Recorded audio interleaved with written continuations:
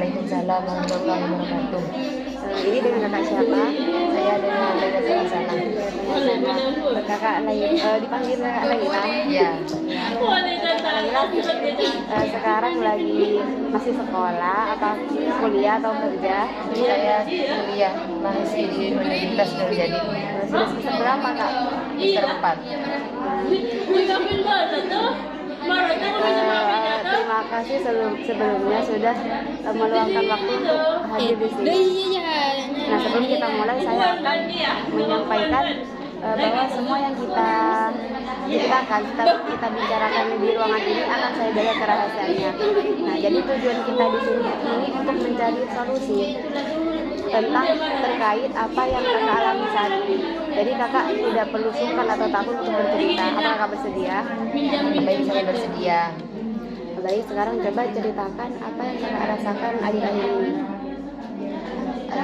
Akhir-akhir ini saya merasa kewalahan karena tugas kampus itu semakin menumpuk dan kegiatan pondok makin padat. Berarti kakak kuliah sambil mondok. Ya, saya kuliah sambil mondok. Bisa kakak ceritakan lebih rinci kesulitannya? Di pondok itu saya tidak bisa menggunakan HP. Jadi kalau ingin menunjukkan tugas itu menggunakan laptop, sedangkan menggunakan laptop itu tidak bisa setiap waktu ada waktunya. Berarti kakak itu harus menyelesaikan mengerjakan tugas dengan jadwal penggunaan laptop yang ada di pondok, gitu kak? Iya. Jadi kita harus menyelesaikan proyek dengan jadi waktu menggunakan laptop kalau sudah habis itu berarti meskipun tugasnya belum selesai jadi harus berhenti main laptop. Selain itu apa ada kendala lain kak? Ada kak, di pondok itu ya juga tidak ada akses internet. Jadi meskipun bisa buka laptop itu tidak ada internetnya, cuma bisa ngerjain tugas offline.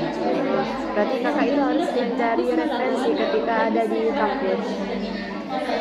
Iya kak, biasanya saya bisa menjadi referensi saat di kampus saja dan dikerjakan di pondok. Menurut kakak apakah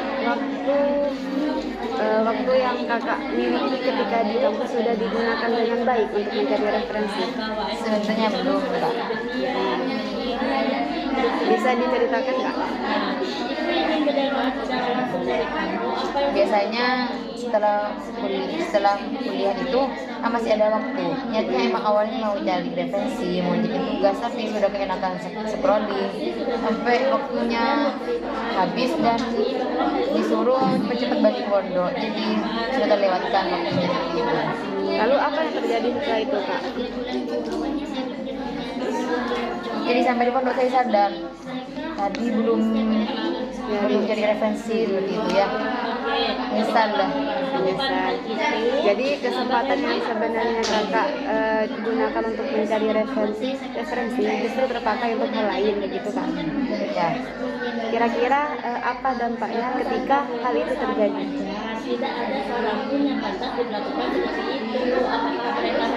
Kalau jadi tidak bisa langsung mengerjakan tugas, seminggu besokannya lagi untuk jadi referensi. Kan di pondok sudah ada akses internet seperti itu. Lalu bagaimana perasaan kakak setelah mengalami kondisi seperti itu ketika harus menunggu kebesarannya untuk mengerjakan tugas? Saya merasa menyesal karena sudah dikasih kesempatan, tapi saya sendiri yang tidak memanfaatkannya dengan baik. Terima kasih sudah jujur menceritakan hal itu. Nah, saya melihat kakak itu mampu mengenali apa yang menjadi penyebab kesulitan kakak tadi mengerjakan tugas. Nah, itu merupakan langkah awal untuk melakukan perubahan untuk menjadi lebih baik dari sebelumnya. Nah, menurut kakak, apa yang bisa dilakukan agar kondisi ini tidak terulang, kejadian ini tidak terulang lagi? Kira-kira apa? Mungkin saya kalau ke kampus itu disiplin lagi. Sebelum saya scrolling atau kegiatan lain, saya tuh harus menyelesaikan tugas dulu dari referensi itu dahulu. Kalau sudah selesai saya baru yang hal yang lain seperti itu. Nah, itu sudah pemikiran yang bagus, sudah ide yang bagus. Nah, jadi sebelum meninggalkan kampus, nanti kakak periksa dulu apakah ada tugas baru atau mencari materi yang dibutuhkan.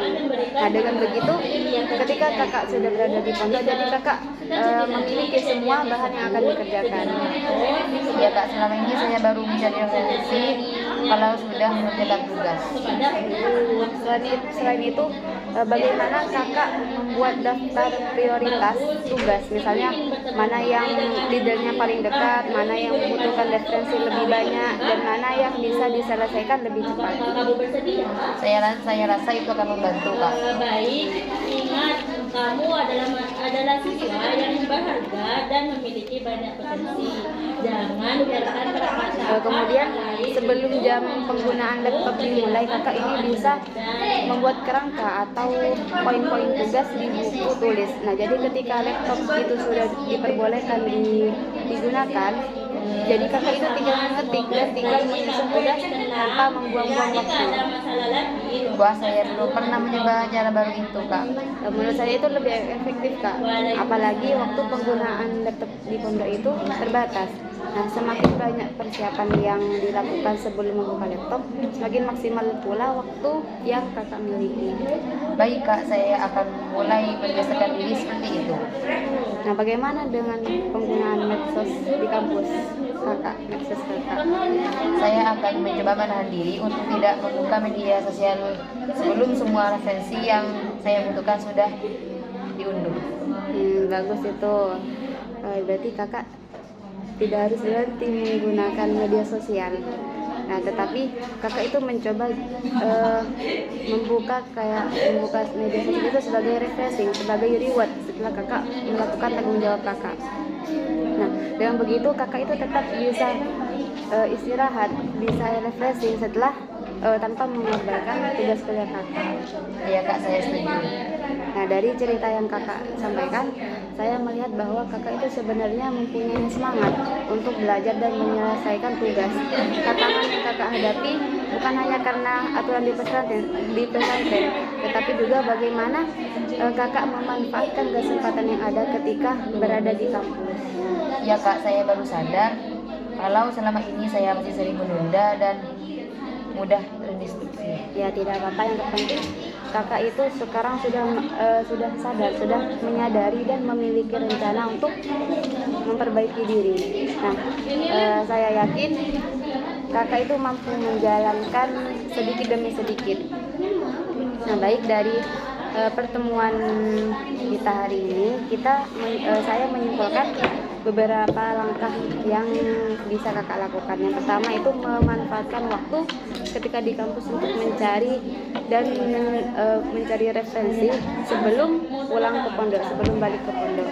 Nah, yang kedua, menunda membuka media sosial sampai semua referensi yang kakak butuhkan itu sudah terdownload, sudah tersimpan.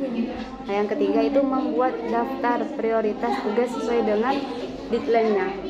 Jadi kakak bisa menulis mana yang deadline-nya lebih yang Penting. Ya, yang sudah dekat gitu.